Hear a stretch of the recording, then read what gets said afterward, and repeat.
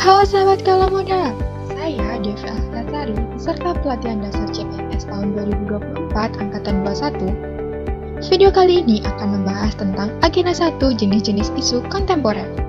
Mau tahu apa aja isu yang dibahas? Yuk ikutin aku! Isu kontemporer.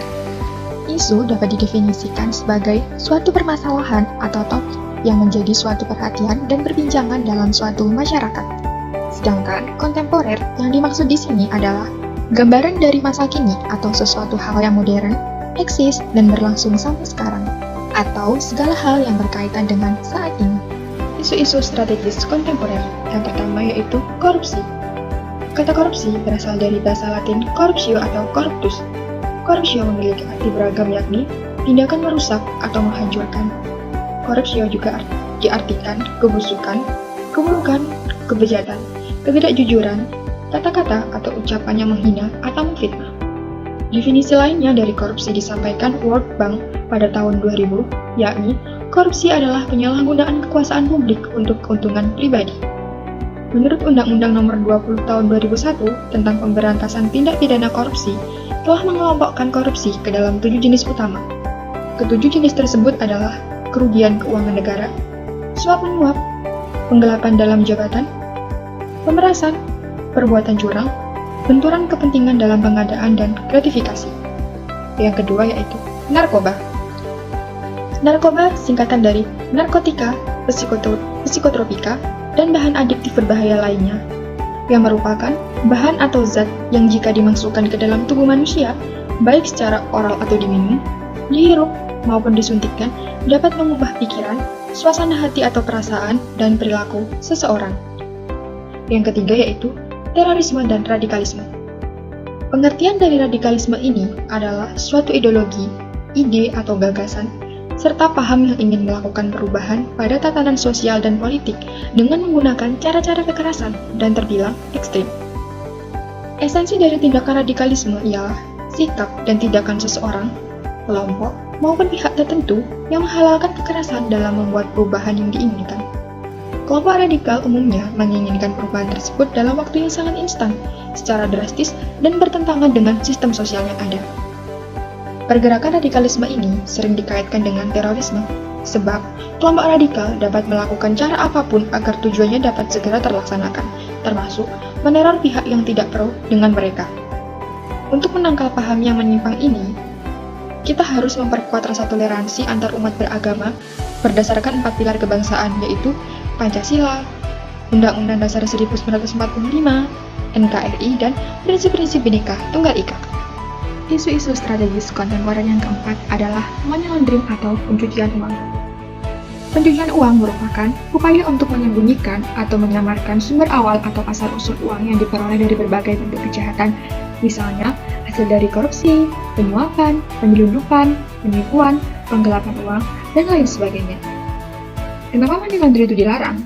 Karena money laundering merupakan tindak pidana pencucian uang yang tidak hanya mengancam stabilitas perekonomian dan integritas sistem keuangan, tetapi juga dapat membahayakan sendi-sendi kehidupan bermasyarakat, berbangsa, dan bernegara berdasarkan Pancasila dan Undang-Undang Dasar Negara Republik Indonesia tahun 1945. Yang kelima adalah proxy war atau perang proksi. Perang proksi adalah sebuah konfrontasi antara dua kekuatan besar dengan menggunakan pemain mengganti untuk menghindari risiko kehancuran fatal dari perang langsung. Proxy war tergolong ke dalam ancaman besar sebuah ketahanan negara karena dapat menghancurkan sebuah bangsa dalam keheningan. Negara yang menjadi sasaran atau target tidak menyadari bahwa negaranya sedang diporak-porandakan. Contoh perang proksi yang pernah terjadi yaitu Perang Saudara Yunani yang berlangsung sekitar tahun 1946 sampai 1949.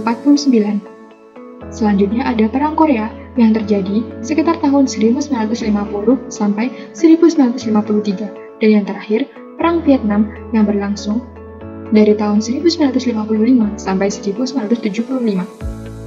Dan yang keenam ada kejahatan massa communication atau berita hoax.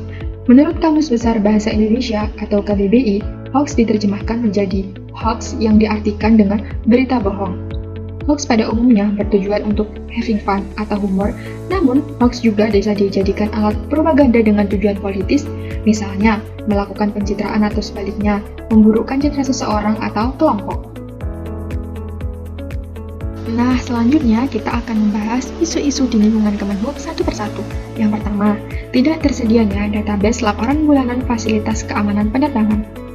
Laporan fasilitas keamanan penerbangan berisi laporan fasilitas keamanan penerbangan beserta kondisinya yang dilaporkan secara bulanan oleh UPBU yang menjadi wilayah tanggung jawab Kantor Otoritas Bandar Udara Wilayah 4. Tidak tersedianya database laporan fasilitas keamanan penerbangan dapat menyebabkan kita kesulitan jika akan mencari data dari suatu bandara dan kesulitan jika akan mengetahui kondisi peralatan apakah masih layak atau tidak.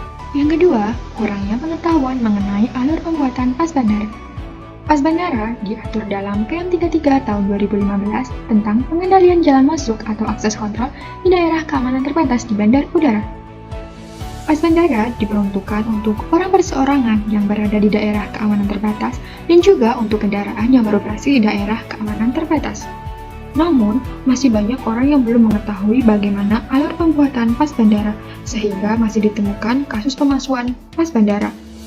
Pas bandara merupakan suatu kartu yang wajib digunakan oleh siapa saja yang beraktivitas di bandara atau di daerah keamanan terbatas, baik sebagai pekerja maupun sebagai visitor. Oleh karena itu, kita harus mensosialisasikan alur atau proses pembuatan pas bandara di bandar udara. Dengan cara itu, kita dapat meminimalisir kasus pemalsuan pas di bandar udara. Jadi, itulah jenis-jenis isu kontemporer. Semoga video tadi dapat bermanfaat bagi kita semua. Matur suksma!